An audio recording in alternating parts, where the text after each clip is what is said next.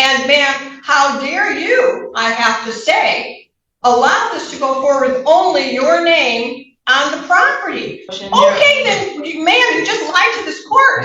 Do not lie to this court. I will hold you in contempt. Chandler October versus Ariel Sinclair. You are, who's? Switch sides. You're the defendant, plaintiff, that side.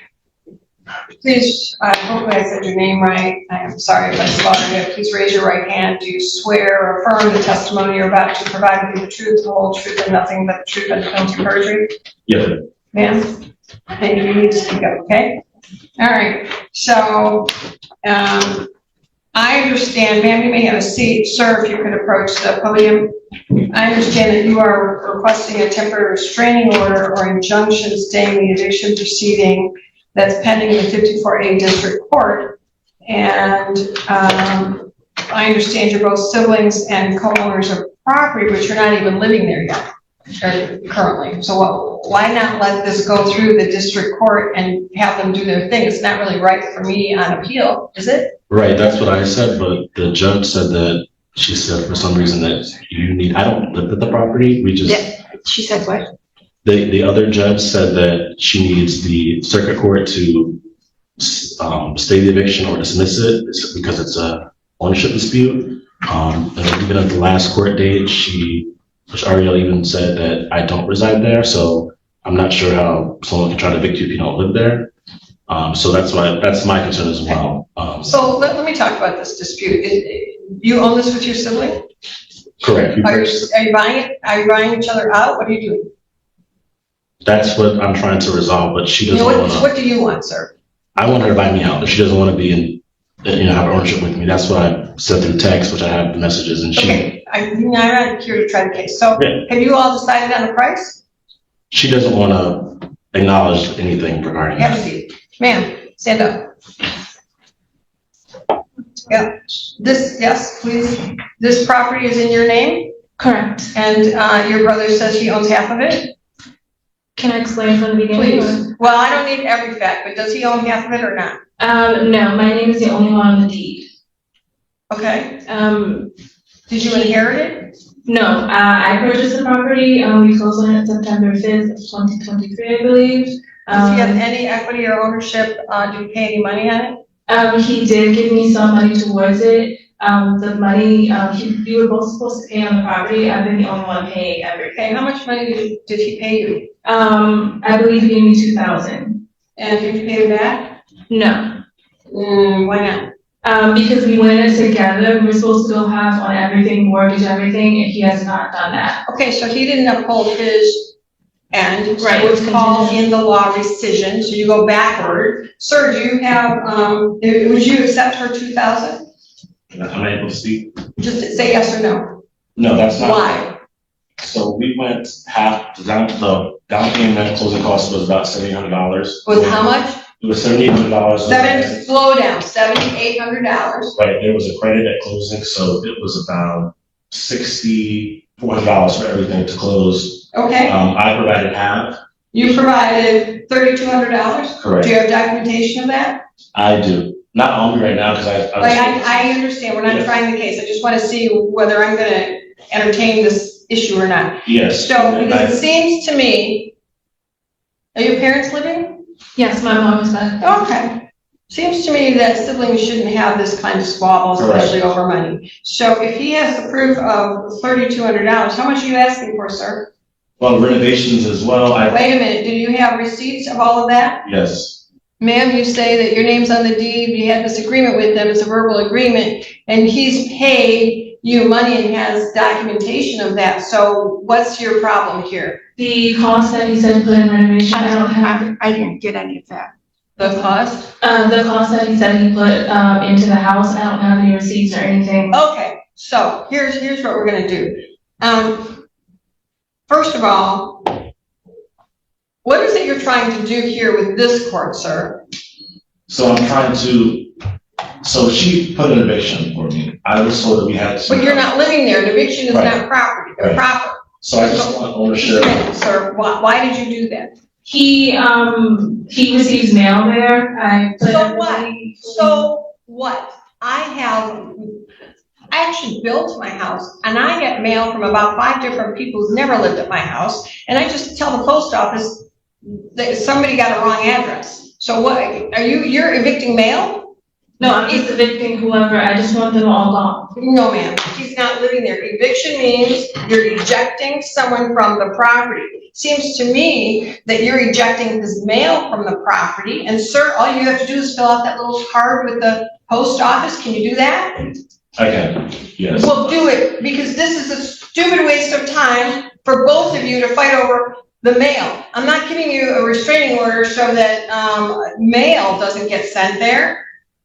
That's a beef with the post office. Handle business. You're adult enough to buy a property, be adult enough to fill out the post office card and get your own mail, sir. Now, ma'am, what is the other issue here? My counterclaim, is that what you're referring to? What's your, yeah, what are you asking for?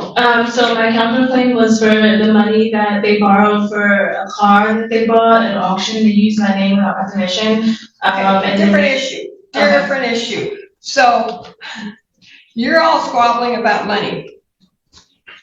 Okay. Did you use her name? No, I asked Okay, text yeah. messages. Okay. So why else do you want this restraining order? And the state of eviction, there is no eviction, nothing to evict. There is mail that needs to be delivered to you. You go to the post office on your way home. It's a free card. It takes 5 minutes to fill out and send mail to wherever you're living, or your mother's house, or whoever. I don't care where it goes, but let's get it off of this property so you can pay your bills and receive things on time. Well, the main purpose was to prove that I ownership, which I have the documentation. It doesn't prove ownership, sir. No, I mean, that's the whole, she's saying that I wasn't an owner. That's what she told the last judge. So that's why we're here, to prove ownership. Okay. She says since I'm not on the deed, technically I'm not an owner, but I do have receipts showing that I You paid have a contract. renovated. Doesn't matter what you do, sir, is you have a contract, and with her, that's a verbal contract, but you have, for my estimation, if I were to rule on this case, so that you all know, it seems that you're the owner, but you have a contract with him. And there were certain things that were supposed to be done, and that's called consideration. He did give you some money, pay some bills, and some other things that need to be sorted out. He has some receipts. He needs to provide those receipts to you. If there's an issue with the car, if it's fraud, you can take it to the police. If it's a question of money, I mean, figure that out in the bottom line of this and resolve your issues. Well, it's supposed to be a investment house. She moved in the house. And the whole house was supposed to be rented out, which is why obviously she wouldn't. Everything that happens in life is a teachable moment. Right. So if this is supposed to be an investment property, A rental. doesn't matter. Investment, whether it's you live there and it grows, or you rent it to each other, or whatever it is that you do, you should both have your names on the deed. I agree. So I don't know what happened at closing where they didn't put your name on it. That might be a whole other suit. I don't know, but what you're asking the district court to do is to rescind this agreement. So she'll have the property. You'll have your money back that you invested here. It's a simple math equation. Okay, now you have a contract with him, as far as I would deem, based on the little that I know without seeing the evidence. There's a contract. He's entitled to his money back. Just a minute. He's entitled to his money back. You've got the name on the deed, and you can invest it, sell it, rent it, do whatever you want to it. In regard to the car, that may be a separate issue unrelated to this. This is a sibling squabble. If there's an issue with the car, that needs to go to hearing, as does this. I do not know why I would issue a temporary restraining order or injunction staying the eviction proceedings when it deals with mail. That is a waste of this court's time. I am happy to sit as the appellate court over the district court judge if he or she makes a decision either one of you are unhappy with. Then you appeal to this court, and I'm happy to take it to further trial or review, whatever. Ma'am, I'm not here to try the case, but I wanted to get the lay of the land to see what, if anything, I could do in regard to this restraining order. It's just inappropriate for this court. What else would you like me to know, ma'am? I just wanted to say that the order was contingent upon him paying, and he hasn't done. What order? Not the order, sorry, the agreement was contingent upon him paying, and He has paid. he hasn't paid the mortgage, he hasn't contributed towards the mortgage, there's been repairs on the house I have done, which I all have received. Ma'am. As I said, math equation. He says he has $3,200 that he paid at closing. You're disputing the amount, but you agree he paid something at closing, right? So he got this agreement. And then he's paid for some repairs. So he hasn't done everything, but maybe the way you two communicate, maybe he's done as much as he could do based on your lack of communication. You want to have property, you want to grow up, then grow up, have real adult conversations, and do the math. And ma'am, how dare you, I have to say, allow this to go forward with only your name on the property? Why didn't you make sure his name was on there if you wanted him to do all of the things that you said? Because that would have been the most honest, fair thing. You're equally responsible, you equally own. And when his name is not on there and you want him to do all these things, but he has no ownership because you say, hey, it's my property, I think that's a problem. So I leave all of that. I'm not deciding a thing. I'm a clean slate. I just want to have this conversation with you because I've never seen a temporary restraining order on mail. And so you two need to get real. That's what it is. He wants a restraining order and a stay of eviction or you do because of the mail being sent. That's ridiculous. Well, he wants it because the mail and because of all these other things. The district court judge needs to have a hearing. You're unhappy on the appellate division. Mom, you're here? Yes. Who are you? I'm the mother to both of them. Okay, you're the mother to both of them. Okay. Can you be a mediator and sit down with your kids? Your Honor, I am so happy that you said to that young lady. Okay. We all live there. She's trying to evict all of us. That's why he's trying to get the restraining order, because he's trying. Okay. Well, Have a seat, ma'am. You need to come up here now. Because that part was not explained to me. It's also. I'm so sorry. It's not, families. It's There's no embarrassing. family that doesn't have No. problems, including my own. Please raise your right hand. Do you swear or affirm the testimony you're about to provide to be the truth, whole truth, and nothing but the truth under penalty of perjury? I do, Your Honor. Please put your hand down, spell your name for the record. Good morning. My name is Lisa Dunn. Okay. And how are you involved in this? I'm involved, Your Honor, because I presently live at the property. Are you a renter? You could say that. Are you paying rent? I am not paying rent to her. I, along with my son, when they purchased the property, put in thousands of dollars into the property. And when we relocated to Michigan, we're only able to live in the house because my son renovated it. She illegally locked him out. He was living there. He moved.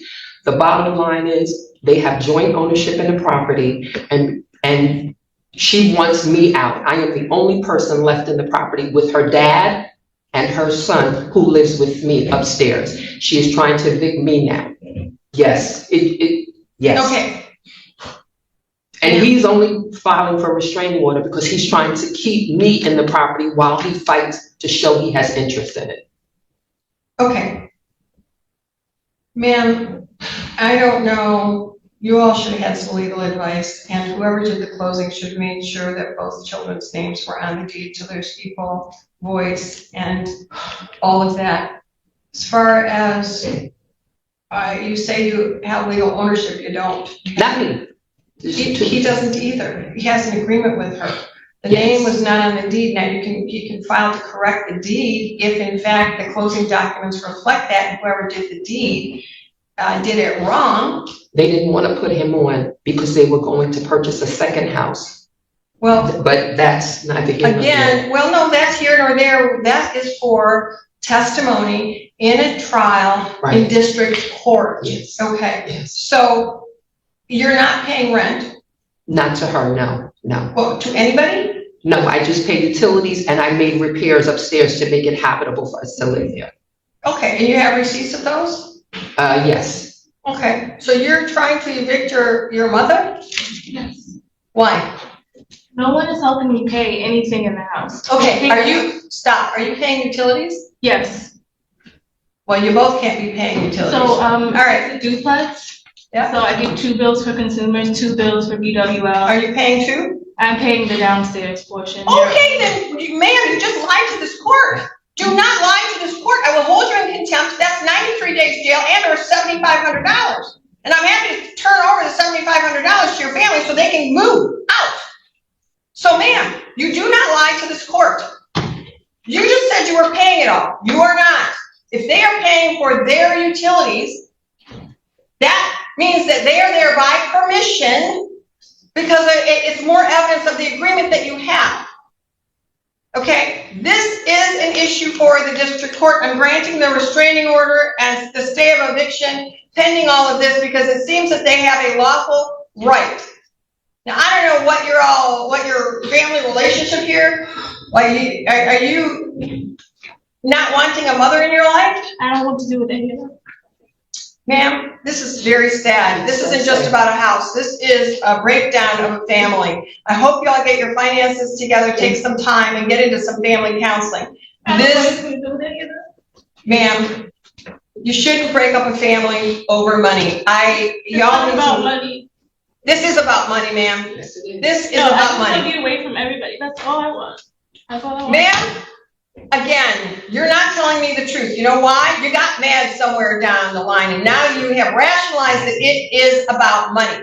This started out to be about family because you were investing in property as a unit. You should have had some legal advice, had an LLC, formed an agreement of how this was gonna happen and do it right. You didn't.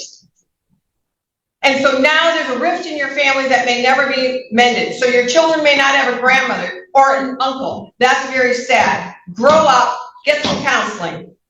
This is because you are mad. The temporary restraining order, stay of eviction is granted, and ma'am, you will need to pay for all of your utilities and things. I do. Well, And her son lives with me. I take care of him too. how old is the son? 12.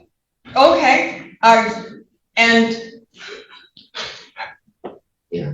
wait a minute. Does this 12-year-old sleep with you? He sleeps upstairs with me. And since we've been there, he's been upstairs with the exception of 3 months. He went to New York, back to New York to live with his father. Is she paying you child support? Nope, she said, when I move, we'll discuss it. Well, man, downstairs is the probate court. You should get guardianship because right now you have no rights over that child. She can take him back, and I don't know what the mental health is of the child that's been connected to you, where mom's not around. This family is very, very dysfunctional at this point. Probate court's downstairs. There's a packet. There's going to be a stay, and I'm also tell me about rent. I know you're supporting the child, but tell me about rent. If I can just sum it up, when we moved there in 2024, the agreement between my son and my daughter was that I could live there, not pay rent because I invested money in the property, no ownership, until she was supposed to buy another house, and then I was gonna become a tenant upstairs, and her father lived down, and we were gonna pay rent to cover the mortgage. Okay, so how much is the rent that you anticipated to pay? Are you able to pay rent? Absolutely, and I would be more than happy to pay it if she doesn't try to steal her brother's equity. There's no ifs. I'm not playing an if game. Okay. Okay, we can't do this. Mhm. That's a family conversation, and that's a bit of a blackmail. We don't do blackmail. We follow the law. So here's what you have to pay. What's the rent? How much do you pay? What's the rent? What's the mortgage? It's $1,100. I'm gonna tell you. $1,100 a month? Yeah, and change because it was $627. So how much is the rent? It's just a mortgage. That's it. Mortgage. Ma'am, you were going to do this as a rental. Did you not even figure out how much the rent is? Nobody ever paid me any rent or anything. I've been paying the mortgage, just the mortgage and the utilities. But this was you're not answering the question. You need to start answering questions, ma'am, because this was a rental property. If this was going to be rented, your mortgage is $1,100 right now, ma'am, you're going to be paying $550. Her father lives upstairs and gives her money every month. I'm saying he's upstairs with me, so we share the upstairs. Okay, so then whoever's living upstairs is gonna pay $550, so If he's paying $550, you don't have to pay anything. If you each pay $225. Okay, I understand what you're saying. Yes, that would That be fair. unit is going, she says that it's $1,100, so $550, whoever's in that unit, as long as this goes, and then the district court judge can sort it out. If you don't, I'm here. Does that make sense? It absolutely does. I'm going to have my law clerk, because none of you are lawyers, prepare an order. And so, I don't know if you want to come back, or, we can mail it to you. Okay, we'll mail it to you. Okay. Make sure we have all of your addresses, and then it will, the stay is granted. So there's no eviction, I'm granting this, under those conditions that I've set. May I just, at the point that I move, should I let the court know? Well, at that point, yes, Okay. and she would be, Okay, well, no the problem. father, are you and the father together? No, we're not. Okay, so then he can take it over, or what Okay. have you, but just give her a notice and give the court a notice, and make sure that you and your son have all of your receipts, itemize them together to make it easy for the district judge or the jury, whoever hears this. Well, And ma'am, you get your documents together, and I would suggest that you all get those closing documents together, and any text or other information that is relevant to the kind of contract you had or didn't have. Does that make sense? some of the receipts are going to be an issue because we had hurricane floodage in New York at the time that my son and I did the work. The receipts were brought to New York to be given to her Okay. to do her taxes, and they were ruined. She lived in the lower level of my Did she home. claim those on her taxes? Probably not. Well, she can determine that, and if not, you can make a list of them and then what they approximately cost, and then a lot of things can be backtracked. I lost a receipt of something I had to claim in Home Depot, and I just went back in my account and my charge, Yes. and so you can look at charges. That's what I've been doing. So just put all of that together and just make it easy for the district judge, and then it'll be easier for me when y'all come back on appeal, because I have a feeling that none of you are in agreement on anything. I hope this family gets amended. It's gonna take some time. Thank you. Thank you. Thank you. Please make sure that we have your address. Yes, please. Thank you, excuse me.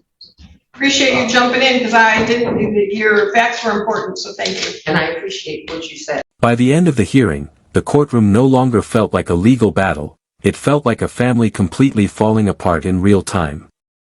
What began as a dispute over property ownership slowly exposed years of frustration, broken communication, financial tension, and emotional resentment between siblings and their own mother. As more details came out, it became clear that the conflict was never really about mail, rent, or paperwork alone. It was about trust being shattered and relationships collapsing under pressure. The courtroom grew noticeably heavier once the conversation shifted from legal arguments to the emotional damage being done to the family itself. Even after the eviction was paused, the deeper issues remained unresolved, leaving everyone with difficult truths they could no longer avoid. In the end, this hearing became a powerful reminder that when family, money, and verbal agreements collide without clear boundaries, the consequences can become painfully personal for everyone involved.